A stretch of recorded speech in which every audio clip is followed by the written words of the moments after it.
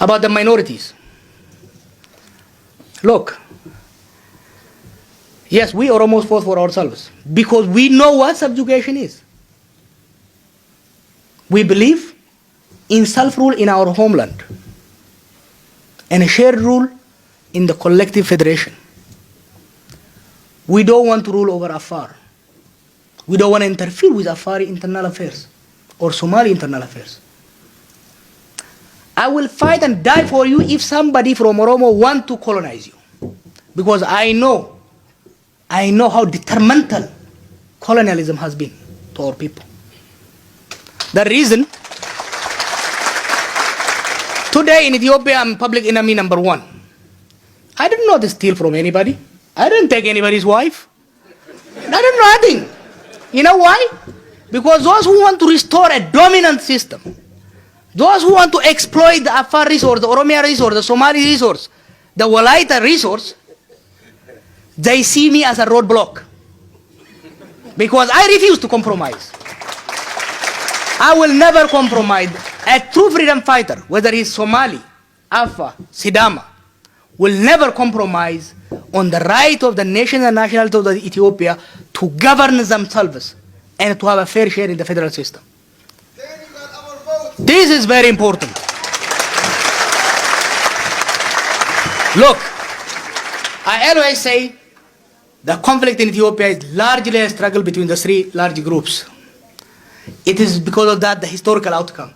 The Ethiopia we envision, the Horn of Africa we envision is where everyone, every nation, large and small, exercise full self-rule and also have a fair share of wealth and power in the federal system. That is the Oromo position. That has been the Oromo position from day 1. It is the Oromo position today. It is an Oromo position to the future. We stand with our people. On the Afar-Somali conflict, one of the saddest, the most meaningless, the stupidest conflict in that area is the conflict between Afar and Somali and Oromo. Let me ask you, our Afar and Somali brothers, what the hell do you fight over? There is nothing. I will tell you, I've been there. Somalis and Afars, they are nomads in that area. The most lucrative business in the area is contraband. You know who runs it? They pay left generals. Somebody makes big money, you fight over leftover. It's shameful. It is shameful on Somali and Afar leadership. It is shameful on the Oromo federal leadership. They should have been intervening. They should have been punishing any mercenary from Somali or Afar area who instigates this kind of conflict. It is shameful in the era where Oromos have captured the central power that our brothers, people who have been subjugated with us, are fighting. It is painful.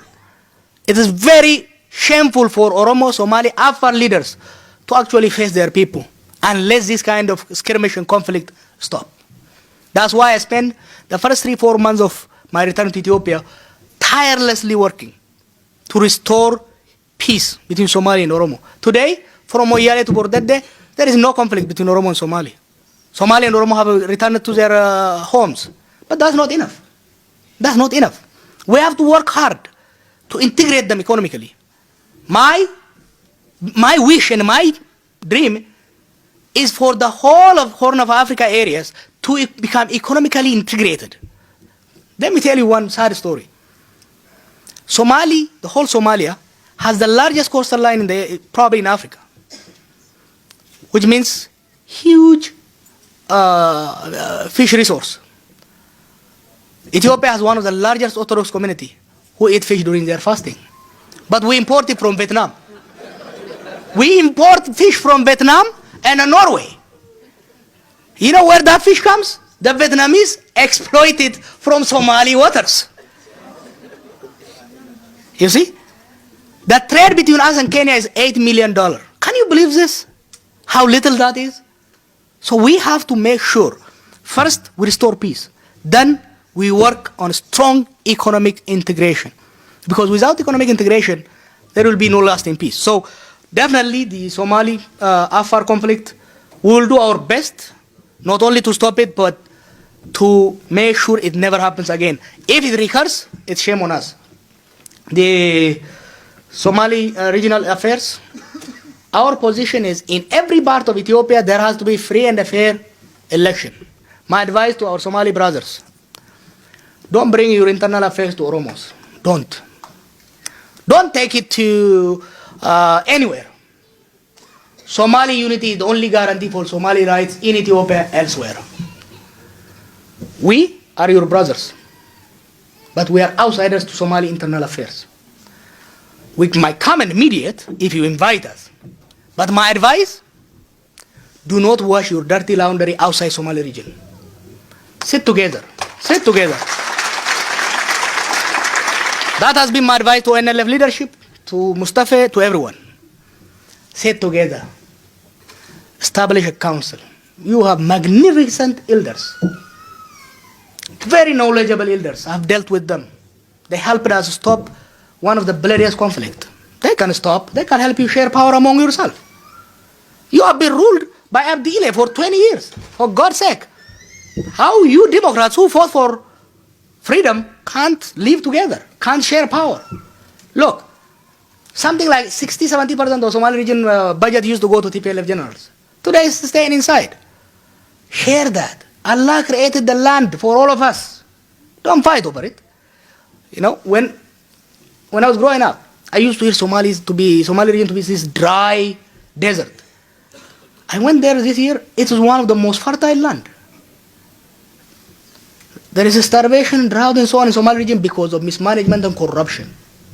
So what I advise our Somali brothers from all parties, all clans, is sit down, don't come to us. Sit down among yourself. Debate. That's what we're doing. That's what we're doing. It's working for us. Trust me, it will work for you.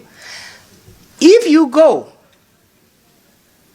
to different groups, even to us, people will always want to take advantage from you.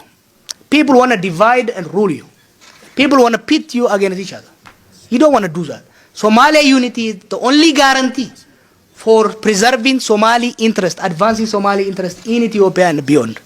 So my plea is, look, as federalists, as Democrats, we will stand with you for free and fair election. But we will never intervene in Somali internal affairs. Somali internal affairs is a business of Somali leadership.